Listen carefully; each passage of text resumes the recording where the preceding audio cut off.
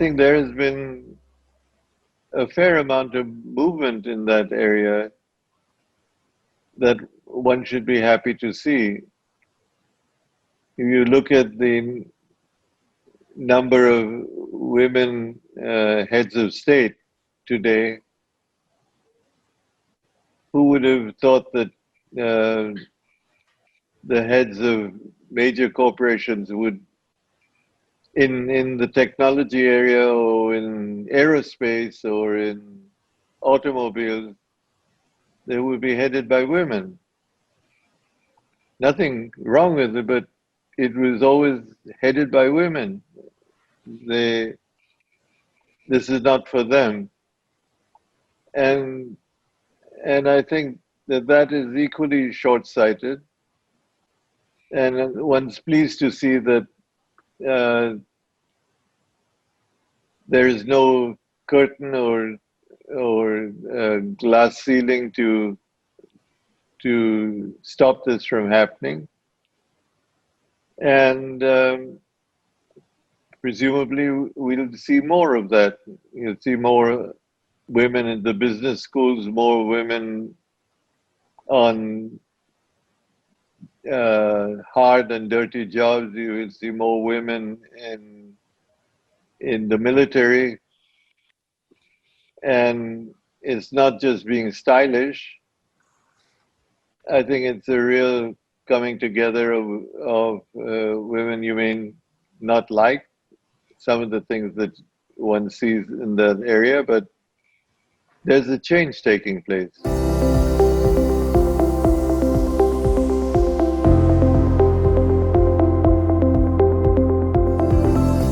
There's much that can be done in terms of going back on materials that were considered unusable for the building industry.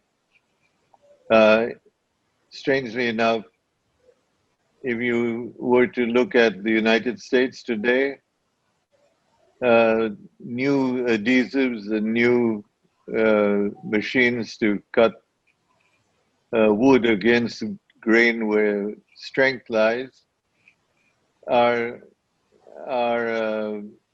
finding their way into 10-story buildings. These are buildings not built from steel, but built from wood. Buildings that are fireproof because the fireproof being fire retardant, because someone has undertaken to, usually the forest department are looking for markets for the product, have brought technology to that particular product area. So there are changes that are taking place that maybe they're not enough, and not enough people, if you can go up to 10 or 12 floors or 20 floors with wood, you can go up to 60 floors in steel. Yeah. So there is or 100 stories in steel. So the net result is that obviously there'll be more activity in the area of this kind of advance. But the United States, the residential home in the mid US are all wood, and they have been wood for some time, and this is going to go on. In Japan, they've been using specially treated paper to produce dwellings and use them as refugee accommodation against calamities that happen. So there are things happening, they're not enough.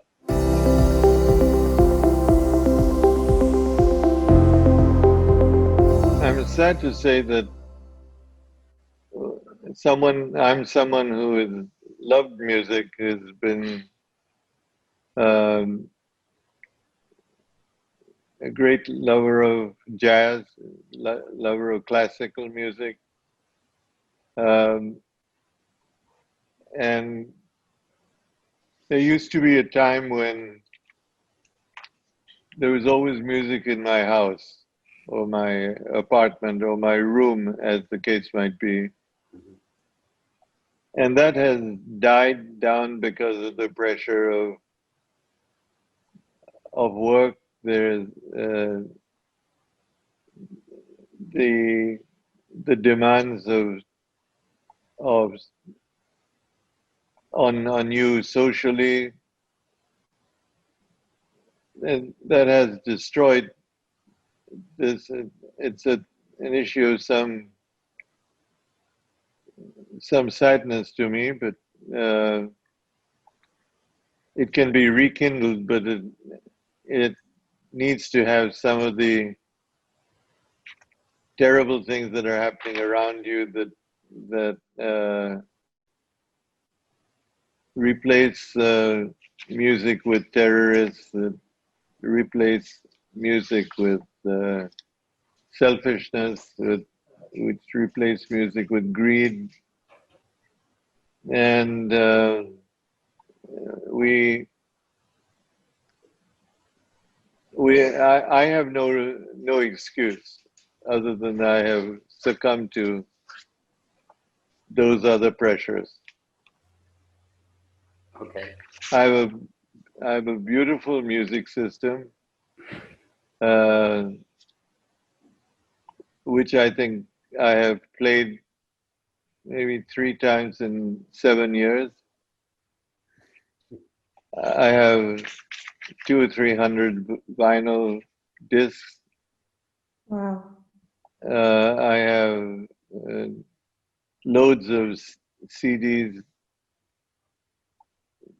that could fill this house with music, which hasn't happened. And I don't think about it until someone raises it like you've done.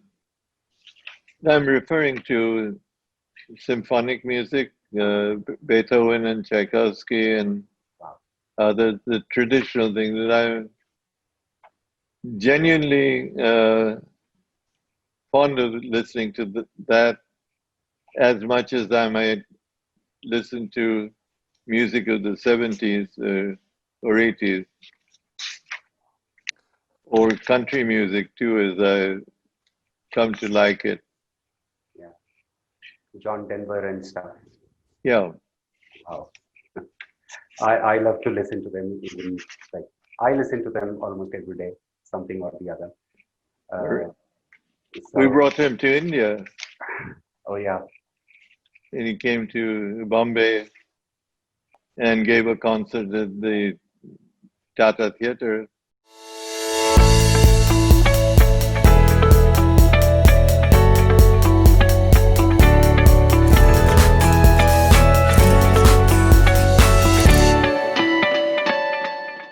Share और download करें Dainik Bhaskar app.